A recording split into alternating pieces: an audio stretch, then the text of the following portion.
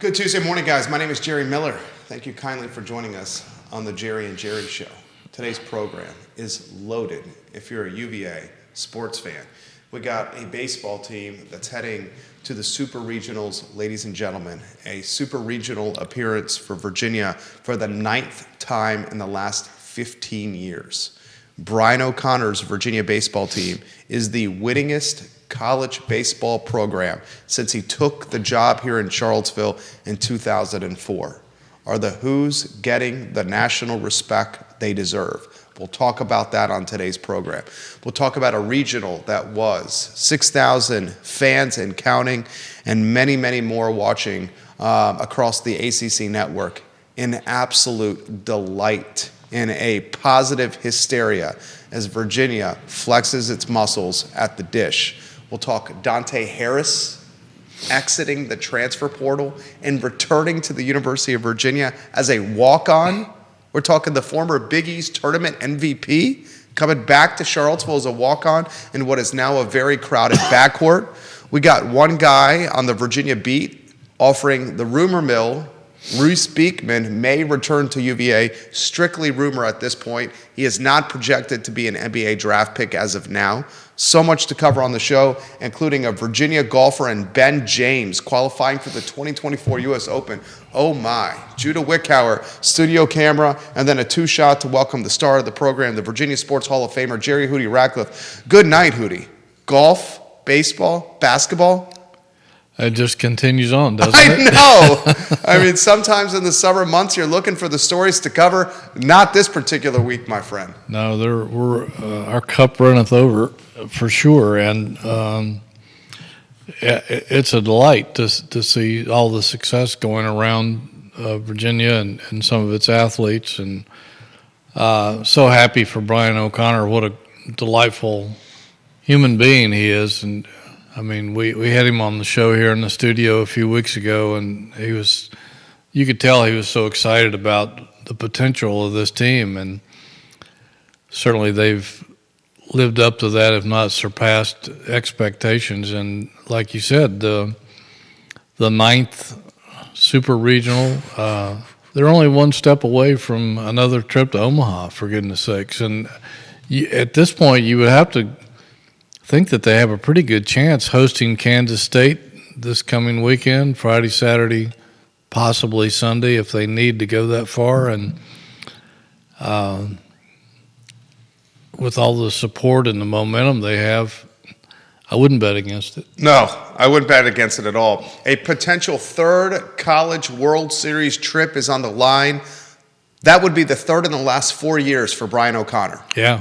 Going to Omaha for the third time in the last 4 years. As Hootie Ratcliffe just highlighted, they got to be the favorite with Kansas State coming to the dish. First pitch Friday, 7 o'clock, ESPNU. We'll talk about the Kansas State matchup in a matter of moments. That news just released before the program. First, let's talk about the regional. You were there in the press box. People were giving you props over there, Hootie. You were live tweeting. I was watching you while watching it on television as well. First, set the stage and paint the picture of what you saw this past weekend. I guess the first thing would be just the atmosphere was amazing. O'Connor said it was, in his memory, the best regional atmosphere that he could recall. And I would not dispute that. It was, I mean, you had more fans than you've ever had there for a regional, almost 6,000 every night. And they were into it, man. I mean, they were definitely into it. It was an incredible crowd, and it just made it such a spectacular setting for baseball. And in terms of performance, going in, I guess we all knew that Virginia had one of the best offenses in the country, so that was no surprise. The surprise was that their arms came alive, and that was the big question mark going in. Can Virginia's pitching staff endure through a tough series against somebody like a Mississippi State? And not only did they endure, they dominated. If I'm Brian O'Connor, I could not have rubbed a genie's lamp and gotten a better performance out of my pitching staff than what he got this weekend with guys going deep into the games, the relievers coming in and shutting people down. Jay Woolfolk, Unbelievable. The best performance of his life. Went from afterthought, what do you call it, from the doghouse to the penthouse in a lot of ways. Exactly. And he, looking back at the season, except for one game back on, I think, March the 3rd against UMass, which he went 6 innings, up until the other night, that was the only time he had gone past 4 1/3 all year long. And he goes 8 innings. Maybe could have finished the game, but there was no reason taking a chance at that point, and so they replaced him to a standing ovation. But, I mean, he dominated a Mississippi State Bulldog batting order that was pretty dangerous. The same Jay Woolfolk guys from the football team that started against, what was it, Notre Dame? Notre Dame as a freshman. As a true freshman, as a backup, because the starter was injured. Who was the starter at the time? Brendan Brendan Armstrong. Yeah. 100%. Yeah, he had hurt his ribs at BYU. In that shootout. Out there in Provo. And you have a good memory. And he couldn't, he had a idle week, a bye week in between, but still his ribs were so messed up he couldn't throw. And they trot out a first year against one of the most storied programs ever. He gets bamboozled and banged up, Jay Woolfolk, and you got to understand the kid's a freshman playing against the Fighting Irish. Yeah. Then he makes the decision, a surprise decision, to leave the football team, where he could have been potentially the starting quarterback. Potentially the starting quarterback. Focuses on baseball, dabbles with Team USA, has a shaky 2024. I think that's fair. And ladies and gentlemen, Woolfolk, as Hootie Ratcliffe, I'm reading it verbatim, pitched superbly for 8 innings, 103 pitches, scattering 8 hits, striking out 7 Bulldogs, walking only 1, in addition to picking off a key Mississippi State base runner at second for the second out in the 6th inning. Award-winning writing from the Virginia Sports Hall of Famer. Woolfolk's got to get some love. He deserves any love he can get. And he was so modest after the game. I don't think he was accustomed to talking to media, particularly a whole room full like there was at the regional, and I think he was a little uncomfortable, maybe a little stunned that he was in that situation, but very blessed and thankful for the opportunity that Coach O'Connor and Drew Dickinson believed in him, never lost faith in him, and O'Connor said that, I guess it was 3 weeks ago maybe, he said that he and Dickinson had decided that Woolfolk was going to be the Game 3 starter in the postseason. They planned on starting him had they made it to a Game 3 in the ACC tournament, and they were losing lopsidedly to Florida State, so they decided to throw him in that as a reliever into that game just to get him some throws in prior to the NCAA, and wow, did he deliver with flying colors. Unbelievable. John Snow watching from Flow Automotive right now. Flow, a fantastic partner of JerryRatcliffe.com. Love them. He's watching at Flow. Renee Pettiford, one of our favorite viewers and listeners, giving us both props on our polo shirts. Thank you, Renee. Down in Durham? Down in Durham. She also wants to talk Dante Harris, the rumor mill about Reece Beekman leaving the NBA draft and heading back to UVA. He and I both follow the UVA guys, and unfortunately, Reece Beekman is now falling out of the second round projection-wise by most of the national and global pundits that cover the draft. We'll table basketball just for now, Renee, because we got so much baseball to cover. Ladies and gentlemen, I'm going to read the super regional brackets for the viewers and listeners. Virginia's got Kansas State this Friday at the Dish. First pitch, 7 o'clock, ESPNU. Game 2, 3 p.m. at the Dish on ESPNU. And if necessary, June 9th, Sunday, 3 p.m. on ESPNU. Virginia is a heavy favorite at 44-15 overall. Kansas State 35-24. If Virginia wins the super regional matchup, they head to Omaha, where they will most likely face the North Carolina Tar Heels. The Tar Heels, a heavy favorite against West Virginia. That's super regional in Chapel Hill, Hootie. Yeah, I watched a little bit of that game yesterday. The Tar Heels came back and beat LSU, which is quite a feat in itself because LSU is probably considered the number one program in the country, and one that was hotly in pursuit of Brian O'Connor just a few years ago until he told him he wasn't interested, that he wanted to finish his career at Virginia, which shows you how fortunate Virginia is to be able to keep a guy of his caliber, and not only for his coaching expertise, but just a quality human being and a guy who contributes heavily to the community as well. But you were talking a minute ago, and we were talking off air about Virginia being the winningest baseball program in the nation over the last 21 years since Brian O'Connor came to town. I mean, if you stop and think about that, that's mind-boggling. Mind-boggling. Considering who he's up against. And because of the sample size. Yeah, exactly. We're not talking a few years here. We're talking 2 decades. Yeah. It's so overlooked, I think. And, I mean, you look at the historic programs that get so much attention still to this day: Mississippi State, Arkansas, Tennessee, Southern Cal, Texas, Florida State, Miami, on and on and on. The people rave about them all the time. The national people don't talk about Virginia. And it's about time that I think that they started doing so, because what he's done, and not just putting Virginia on the map, but they've gone to the College World Series 5 or 6 times.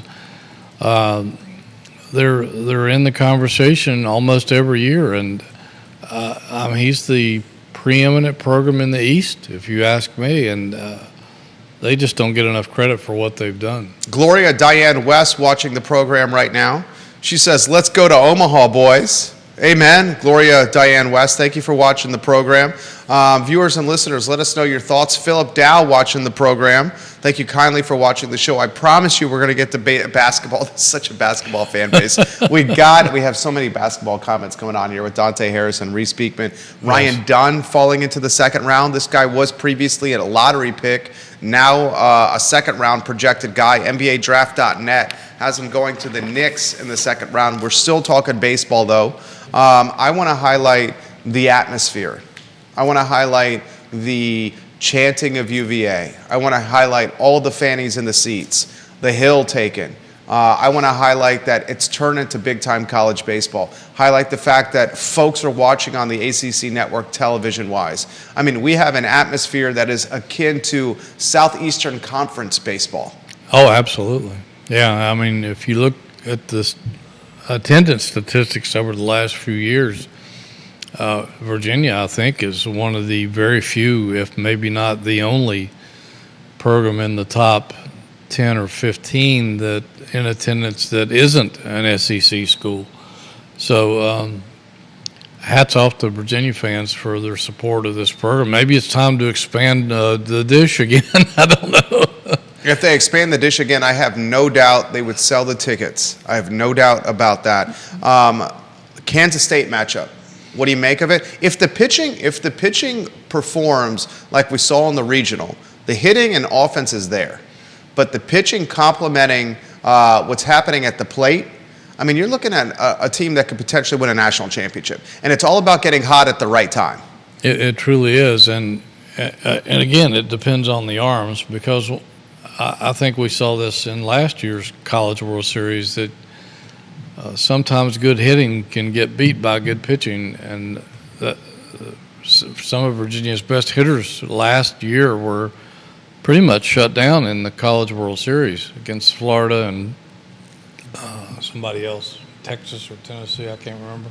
But that's going to be the key going forward, is if these pitchers can continue to deliver at the level that they did this past weekend. I mean, Joe Savino was spectacular in the first game with Chase Hungate coming in and in relief, and then Evan Blanco in the second game was spectacular, and then Will Folk in the third. again, you couldn't ask as a coach to have a better performance from your pitching staff, and saving those arms, keeping them fresh, had they needed them for another game. And now going into this weekend against Kansas State, you've got a really fresh pitching staff full of confidence, because they had to have gained bukus of confidence in that regional, just the way they shut people down. Gloria Diane West watching in Lexington, she's given props to Jay Wolfhook and his pitching performance. So impressive. I mean, if this fireballing, 6-footer can deliver like this 2 or 3 more times, you're looking at an incredible addition to this roster, an unexpected addition to the lineup. Oh, no question.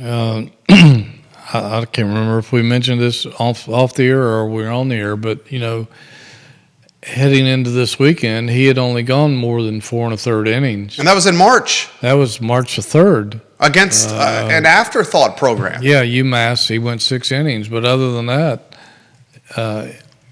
his endurance just wasn't there. And we asked him what the difference was. He said there really was no difference, but he said, I always felt like I was one guy that was just kind of one pitch away. One pitch would make or break him, and certainly he found that pitch in his favor over the weekend, as it has turned against him prior to that. Philip Dow in Scottsville says pitching is going to be the key for this super regional. Early in the season, it's been shaky, and there's some to that. It was, it was shaky, and we certainly give you that, and I agree 100% with you, Mr. Dow, on that comment. How about this one right here? If Virginia does get the victory and they match up against the Tar Heels, what do you guys make of that head-to-head in ACC showdown? Well, they played during the regular season, and Virginia won the series 2-1. That was quite some time ago, and both teams have gotten better. It should be a whale of a series should they meet again. No question about it. I think they're pretty even in talent, and two great programs. No question about it. Kevin Yancey in Waynesboro says, good morning, fellas. Hello, Kevin. We appreciate when you watch the program. I want to highlight this, and the super regional brackets just came out. Tennessee facing Evansville. You have a UConn. Man, what a year for the UConn Huskies. UConn against Florida State, an ACC team. UConn, you don't think baseball and UConn. They're in the super regionals here. I mean, this. You don't relate those two. No, I mean, guys, can you imagine how cold it is at the start of the baseball season in Storrs, Connecticut? They must play all their games on the road. I mean, good Lord, playing baseball in March in Storrs. Ugh. Kansas State and Virginia, another super regional. West Virginia, North Carolina, Oregon, Texas A&M, Clemson, and Florida, hell of a matchup there. NC State and Georgia, another super regional. And the last one, Kentucky against Oregon State. The Wolfpack have had a year to remember. The Atlantic Coast Conference, the following teams in the super regional, Hootie. Florida State, that's 1. UVA, 2. North Carolina, 3. Clemson, 4. NC State, 5.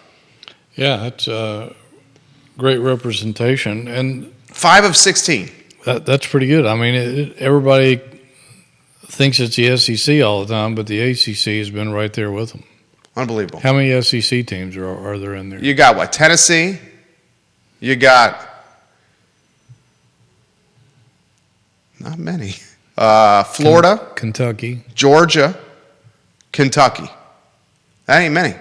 Yeah. I mean, A&M. Texas A&M's in there. So five SEC, 5 ACC. See, unbelievable. I mean, this is a matchup in a super regional that excites all college baseball fans. The dish is going to be packed again. National coverage. I remember what Coach O'Connor said while sitting next to you. There's not much sports going on in June. He said that. Yeah. And here he is. And ironically, he mentioned that the other night during his press conference after one of the wins over Mississippi State. the very same thing he said on our show a few weeks ago, that he actually relayed that to UVA's president in a meeting he had with him about how important it is for Virginia baseball to be good at this time of the year, because there's no other college sports really going on, and they're getting incredible free advertising nationally in prime time for the University of Virginia, and it's unopposed viewing. So very valuable to the University of Virginia on so many levels. Vanessa Parkhill, thank you for watching the show. And Earlysville, James Harsh, thank you for watching the program. Viewers and listeners, let us know your thoughts. We'll relay them live on air. I mean, this is coming on the feed again. When you guys start talking Brian O'Connor, greatest coach in Virginia sports history. Hard to argue that. I mean, you look at the results. He's been to essentially the final 8 5 times, 6 times, something like that. If he makes it this year, it'll be 3 of the last 4 in the final 8, the Elite 8, if you may. He's won a national title. Yeah. It's certainly on the Mount Rushmore of UVA athletics, if nothing else. But you can make a case that he's the winningest guy in UVA athletics history. And especially taking a program that was about to become a club sport in Charlottesville at UVA.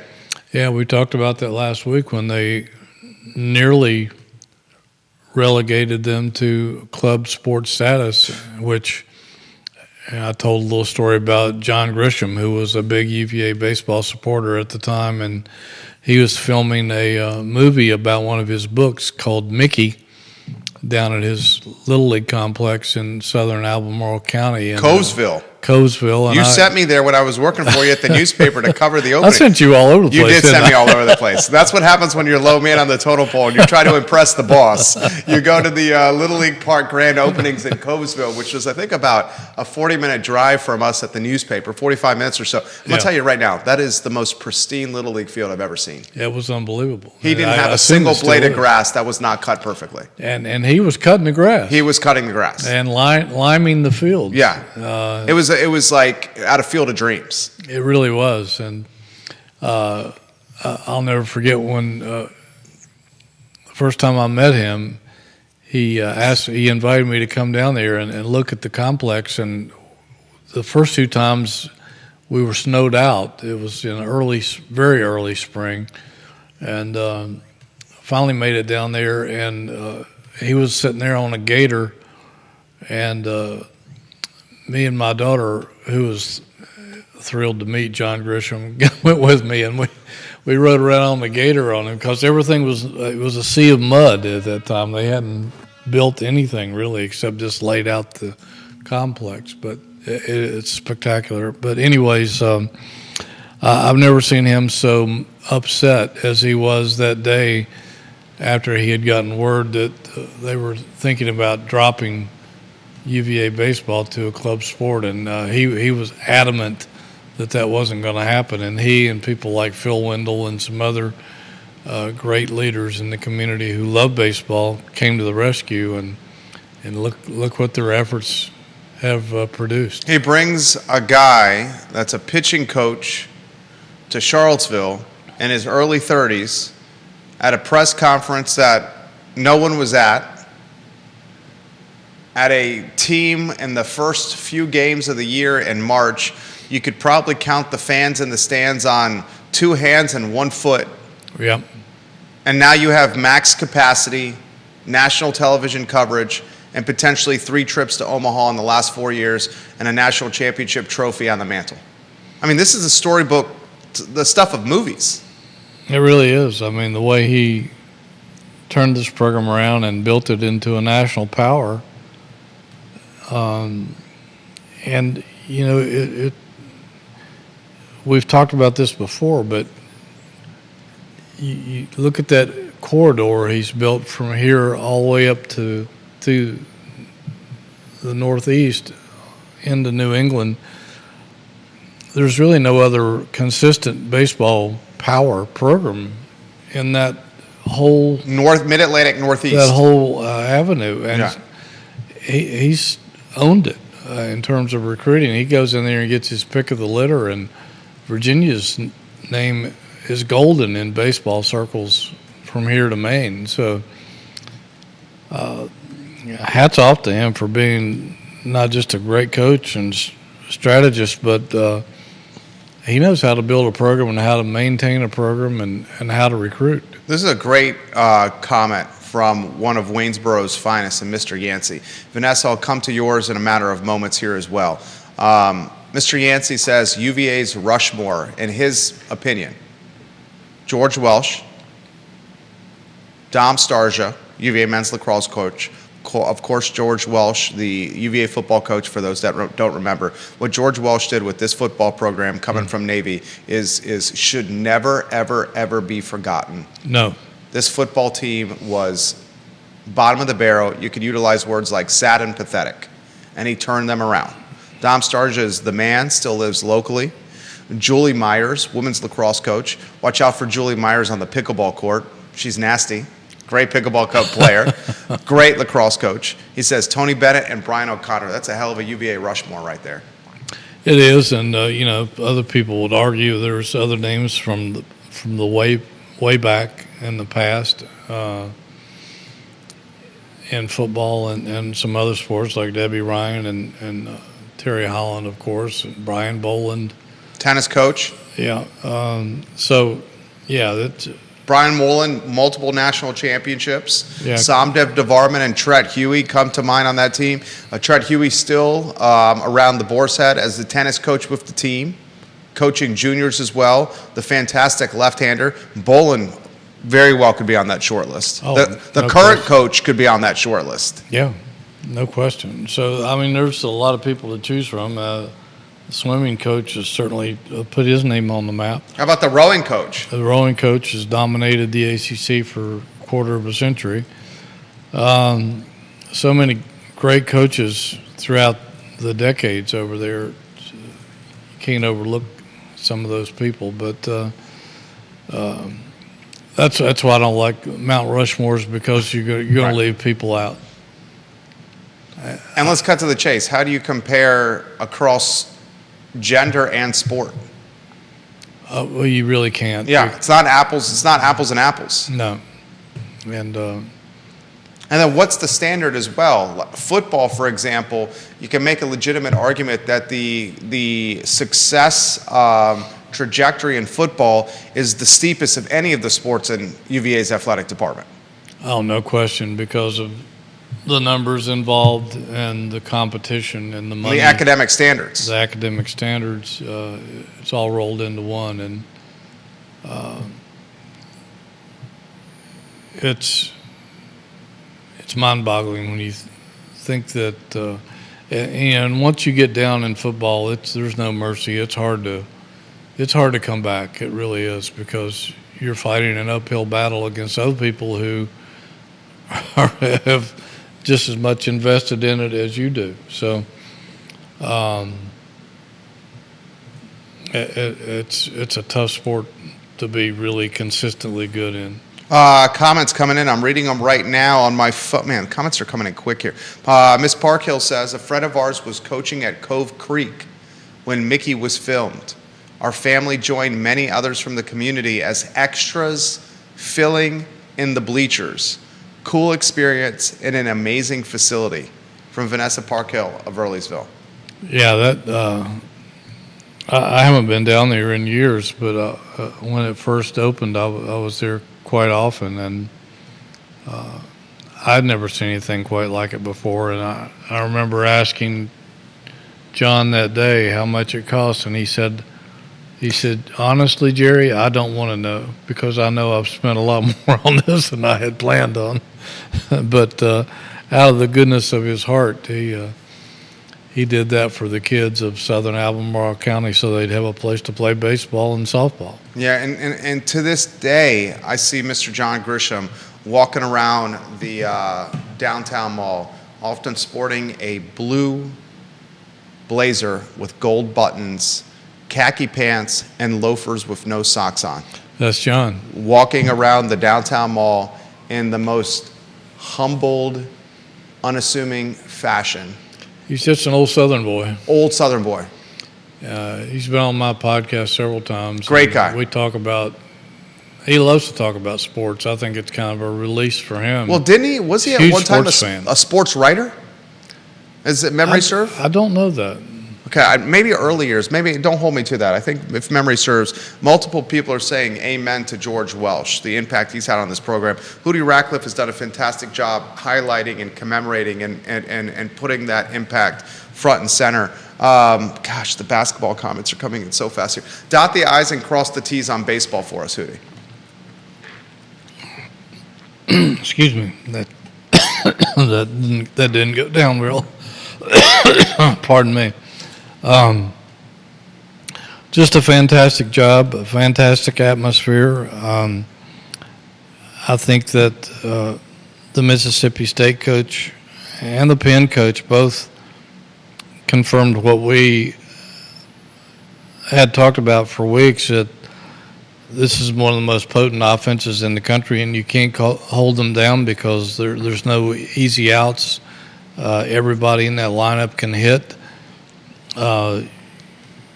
You can't take a breath because the next guy is just as good as the guy before him, and so we're still waiting on an explosion to occur, and maybe that'll be this weekend against Kansas State when these bats all wake up at the same time. But until then, the pitching has been incredible, and I would have to think that if I were a betting man, I'd be putting all my money on Virginia making it to Omaha again.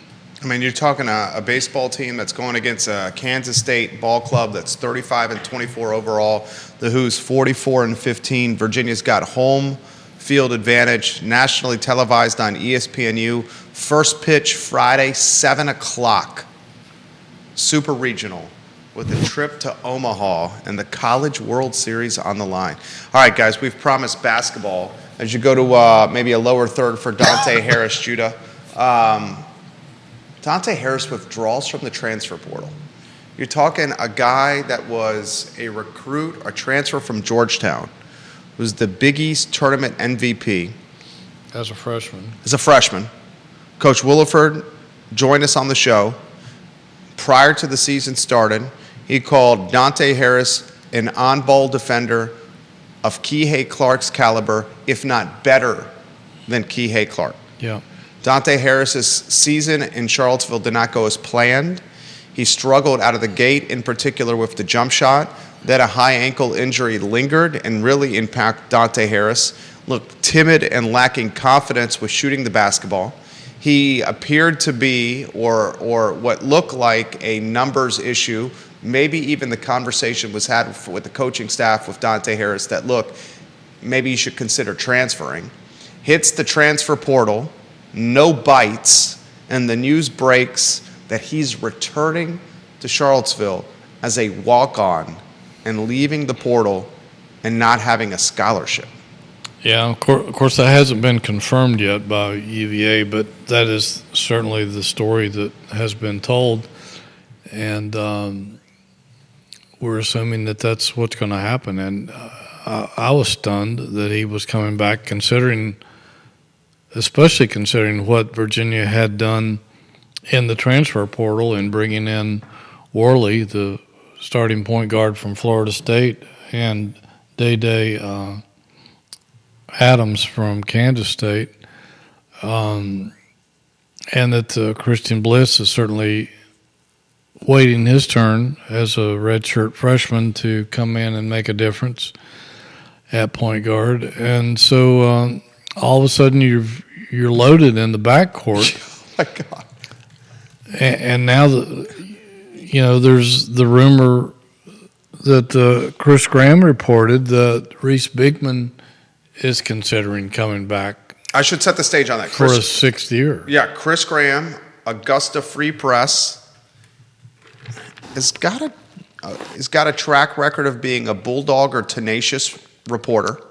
He did the FOIA requests, the Freedom of Information Act requests. He found out that Bennett has 2 years remaining on his contract. Great work. Great reporting. He's caught a lot of heat from the fan base about that. But from Hootie and I's perspective, it's the job of a reporter to inform the fan base of what's happening with the programs they follow. It's not the job of the reporter to be a fan of the team. Yeah, I think the fans have a right to know that their 100%. coach only has 2 years remaining on his contract and start asking questions about, the future of the program. Chris did a great job of exposing that, and I applaud him for his efforts. We used to do that when I was in another life at the newspaper until they got too chintzy to pay for FOIAs, which happened in the last few years I was there. But we had to do that many times to find out what we needed to know and what the fans deserved to know. Now, Graham has got something on his site. He's citing an unnamed source, which can be dicey from time to time, especially something of this caliber. He cites one unnamed source. He identifies the unnamed source as being right almost all the time. That's the extent of the identification. And he says this unnamed source that's right just about every time mentioned to him that Beekman, who's now fallen out of the NBA draft projections, not even a second-round pick. Remember, second-round money is not guaranteed. Right. So not even a second-round pick is considering a return to Charlottesville as a 6-year. He's got the COVID year. Right. And has to weigh this decision. Could I make more money as a 6-year at UVA with NIL revenue versus playing in the G League and make my game better to then make a push following a 6-year to get drafted again? Yeah, it certainly makes sense if you look at it from the financial standpoint. I'm surprised that he slid completely out of the draft picture on some of the draft boards, but that's the harsh reality of being a pro athlete. Amen. Right. Especially a sport like basketball that has global talent pool. Absolutely. I mean, you're looking at most of the pick, not most of them, a large portion of the picks in the first round, which is the guaranteed money. They're not even college players. We're talking about Europeans here. Tons of Europeans. Yeah. And we're seeing more and more of those guys making a difference in the NBA. I mean, look at Luka every year. Yeah, that's and the Joker. Perfect examples right there. And those guys are coming in waves that people we've never even heard of before, but the NBA people certainly know who they are. And guys like Reece, who used to be automatically taken into the league, are now fighting for their lives professionally. And you really, if he's relegated to playing G League basketball, there's not a lot of money in that unless you are fortunate enough to convince an NBA team to give you a two-way contract.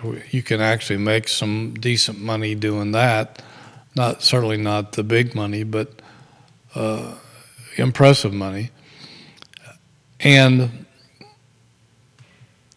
the odds of that are 50-50 at best. So maybe it would make more sense to come back for another year. And I mean, hell, while we're at it, why don't we just get Ryan Dunn to come back too? And it's important.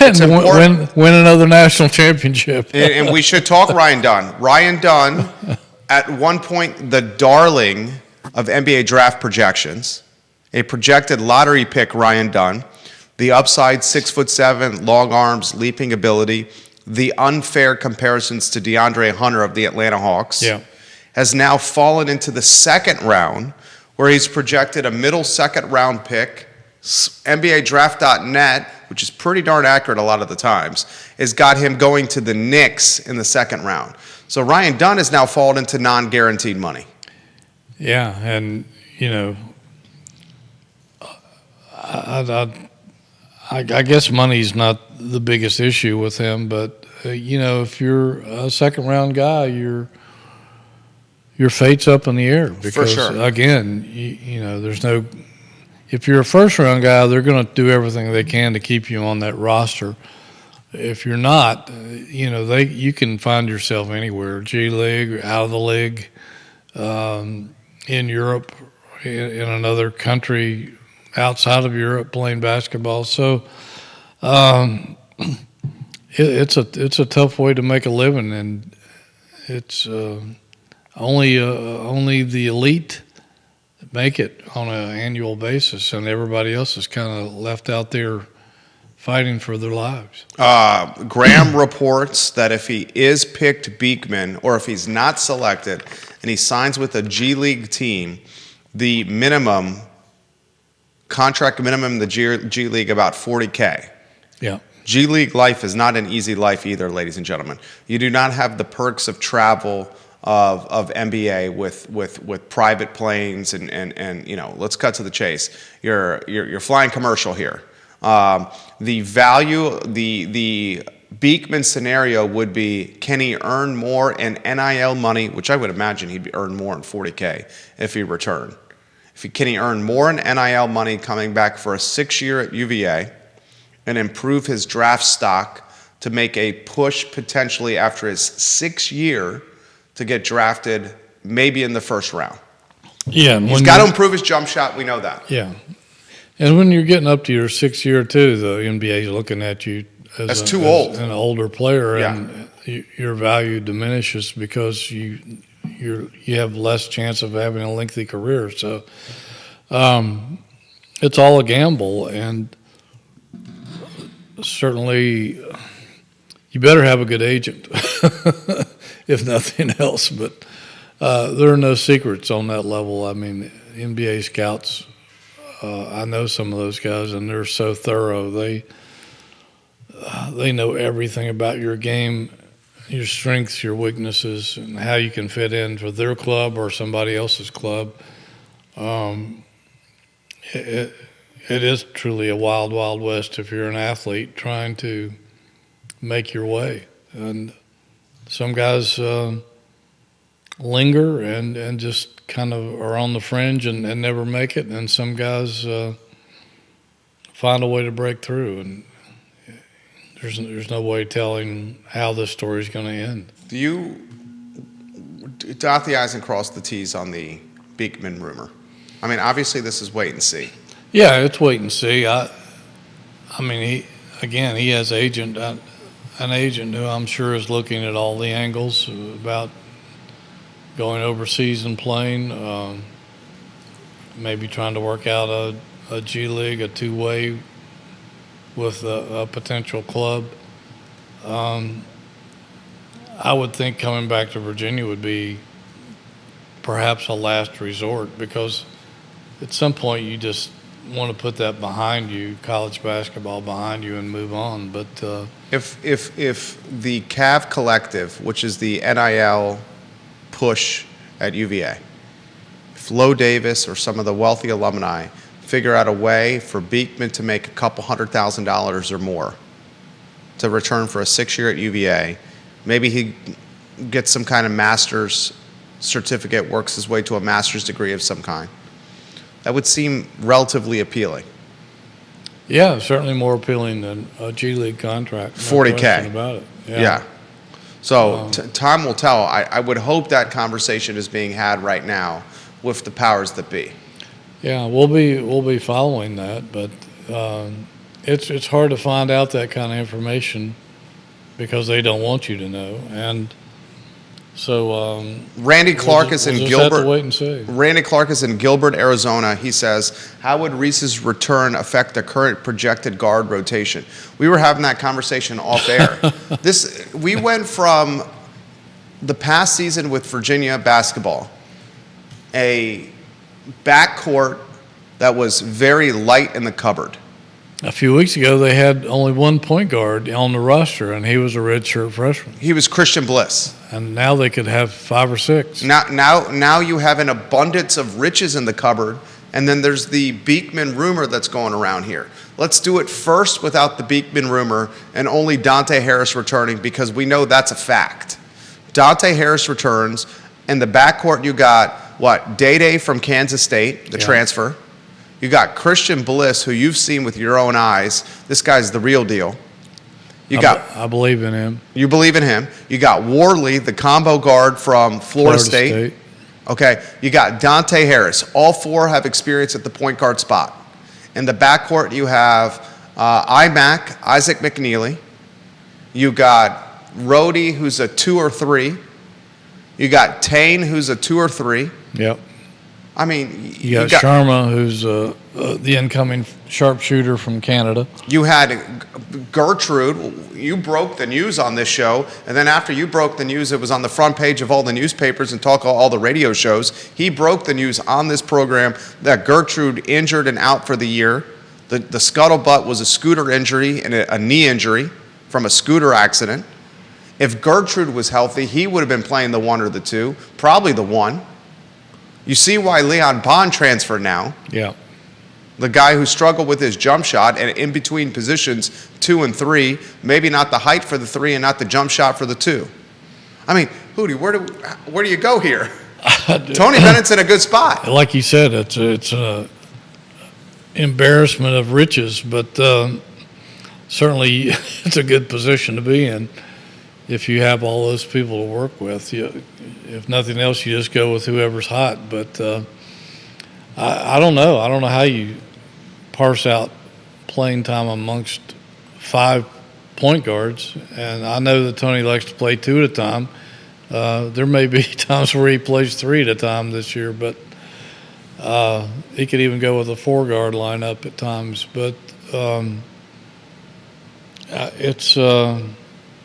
it's certainly a nice position to be in, and he has to be grinning like a Cheshire cat because, like I said, just a few weeks ago we were talking on this show. He only had 1 point guard.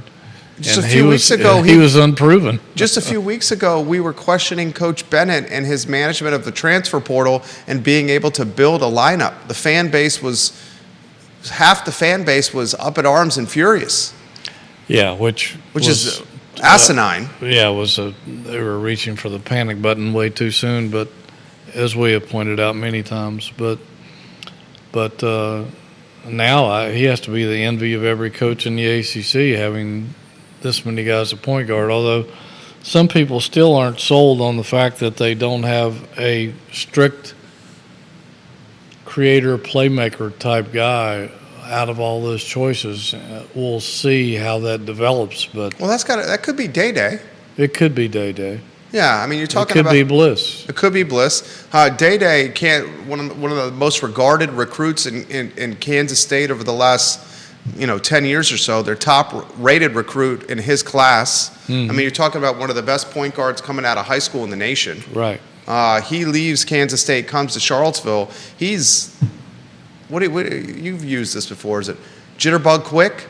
Yeah, he's legit. He's got quickness, and none of these guys are Kyle Guy type shooters, but they're decent shooters and more efficient than what we've seen this past season. So I think the offense is going to be much more efficient than it was a year ago. Randy Clark says, "Thank you, Hootie. I love the insight."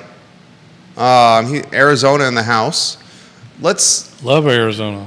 Let's play the game here. It's a talk show. We'll play the game. We'll talk the hypothetical. Reece comes back for a 6-year. What happens then? It's crazy to think about. What happens then? I mean, Beekman's, if he's coming, Roger Voisinay, welcome to the program. If Beekman comes back for a 6-year, he's got to be penciled in as your team captain and clear-cut starter at the point. Oh, there's no question about that. Because he would probably say, if I come back, I have to have your word that I'm starting. He's ACC Defensive Player of the Year. Right. A candidate for National Defensive Player of the Year. So Beekman's at the 1. Yeah, I mean, and I don't guess any of these guys, the transfer portal's closed. Right. So they can't jump ship, I don't think, unless they just decide to leave school. If it becomes so crowded that it's unmanageable. I don't know. I don't know that we've ever seen anything quite like this ever happen before, because not just here, but anywhere that I can think of where there's an overflow of point guards. I mean, that's 5 point guards. on your roster right there, and 5 quality point guards. 5 quality point guards. And I mean, to put the quality into perspective, probably the 5th ranked point guard on the team would be a one-time Big East tournament MVP that played at Georgetown as a starter. Yeah. Because you would say Beekman's your 1, your top. Maybe you make the argument Day's your 2nd. Probably Worley's your 3rd. Bliss your 4th. Dante Harrison the 5 slot. So your 5th worst point guard, if Beekman comes back, was a one-time Big East MVP in the tournament. Yeah. That's bananas. That's insane. This is a great comment here from Roderick Mullins. He's a content creator. Great comment here. Perfect example of the Beekman situation. He says a perfect example is Mac McClung. Mac McClung has bounced from East Coast to West Coast, back to the East Coast, and he's now in Orlando on a G League team. He's super talented, but he can't make it with the Lakers, with the 76ers, but he wins the NBA slam dunk competition over veterans. 2 years in a row, an NBA dunk champion. Mullen says, if I were Beekman, I would take the step back and wait. The writing is clearly on the wall. It's a hell of a comparison with McClung. That's a great comment from him. Yeah, I can't think of a better comparison than that.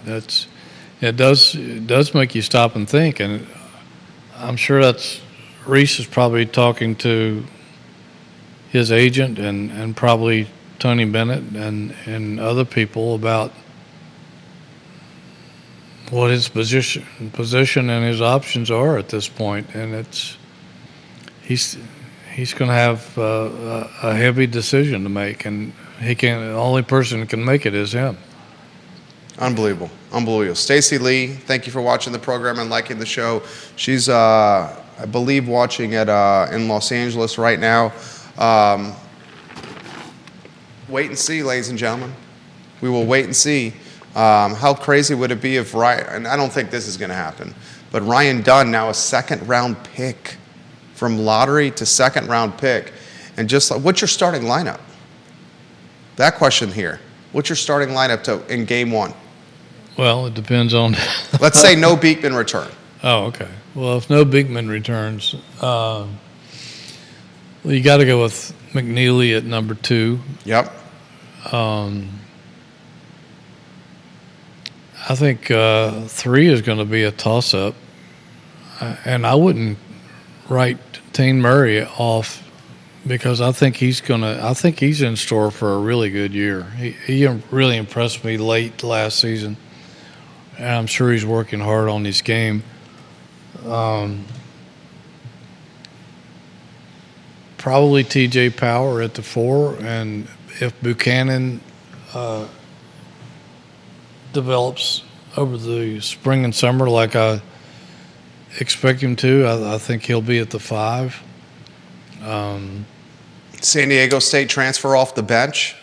Yeah, Saunders off the bench. Then at point guard, wow. I mean, do you go with Worley, who has 3 years of starting experience, or do you go with Day, who That's massive upside. has massive upside with 3 years of eligibility and maybe the chance to be that creator that they're talking about?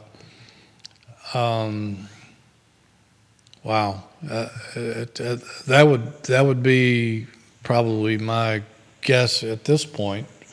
But he's going to have some great options that he hasn't had in a while because there's just an abundance of wealth there, and a lot of it's going to be who wants it the most. Some of these guys are going to make that decision for him and how they prepare and how they develop between now and October 15th. Now, I know preseason rankings, we don't put a lot of stock into it, but I would imagine this is a preseason top 25 team.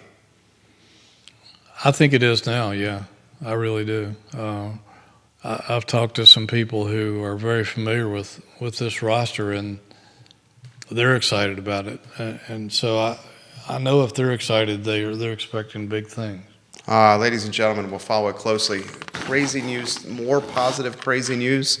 You got was he a rising second year, the golfer Ben James? Ben James, sophomore, just finished his sophomore season for Bowen Sargent's golf team over at UVA, which had a heck of a year, making it to the national quarterfinals for the second straight year, lost to an SEC team for the second straight year, the eventual national champions, actually. Ben James finished second nationally in the individual competition, coming off just 2 great years that he's had here at Virginia. And we got word yesterday that Ben James qualified for next week's U.S. Open in Pinehurst, one of my favorite golf courses in the country. And he'll be one of 3 Wahoos, Jerry, in the U.S. Open. What do you that's got? Never happened before. Denny McCarthy, and Ben Coles. Unbelievable. I've had the opportunity to cover a bunch of U.S. Opens, and all 3 of them that have been at Pinehurst, dating back to the Payne Stewart raised fist in the air on the incredible putt on 18. I was standing right there at the green side and saw that as he beat Phil Mickelson. Phil Mickelson robbed of his only U.S. Open opportunity, I guess. It's the only major he hasn't won. So that's exciting that you're going to have 3 Wahoos to root for in Pinehurst number 2 next week. Susie Bailey-Stone, thank you for watching in Jacksonville, Florida. 3 Wahoos in the U.S. Open, June 13th through 16th at Pinehurst number 2. Ben James is a beast, guys. You're looking at one of the best golfers in college golf, and clearly a pro golfer waiting to happen. Yep. He finishes the runner-up in the 2024 NCAA Championship, which was his 2nd consecutive top 10 finish at the event. This athletic department, top to bottom, is fantastic. The depth is just second to very few. Yeah, I mean, when we had Craig Littlepage sitting in the chair here in the studio a few weeks ago, we asked him about that, and yeah, he was charged with, his mission was to make Virginia's athletic program the Stanford of the East. And with the Director's Cup. I'll be damned if he didn't. I think he did. Yeah. I think he did. They won 75 ACC championships during his time here, and then numerous national titles, and which they continue to do. And it's one of the top athletic programs, top to bottom, in the country. If they can ever get football back to where it once was, Katie bar the door, because there's no stopping these guys. And, we went an entire show, ladies and gentlemen. An hour flies when you're sitting across from a Virginia Sports Hall of Famer without even talking football. And we're in June here. Training camp is a mere handful of weeks away. And football is going to be front and center very soon. But we got a baseball team that's trying to make a push for the College World Series. We got 3 Wahoo golfers in the U.S. Open. We got potentially Reece Beekman returning to UVA to play basketball for a 6th year. We got a Big East tournament MVP coming back as a walk-on. It's just a great time to follow Virginia athletics right now. This is one of our best shows, my friend. A lot of fun, a lot of controversial topics. I'm sure the fan base is all abuzz with all the possibilities and all the rumors flying around out there. Jerry Hootie Ratcliffe, guys, is the namesake of JerryRatcliffe.com. Find it online, JerryRatcliffe.com. We are on the website every single day for everything Virginia sports related, JerryRatcliffe.com. Judah Wickhauer behind the camera. He's our MVP. Our MVP, Mr. Consistency, the director and producer, Judah Wickhauer. My name is Jerry Miller, the show, The Jerry and Jerry Show, wherever you get your social media and podcasting content. The I Love CVille Show, up at 12:30 p.m., guys. So long, and thank you kindly for joining us. Take care. That was excellent. Fun show.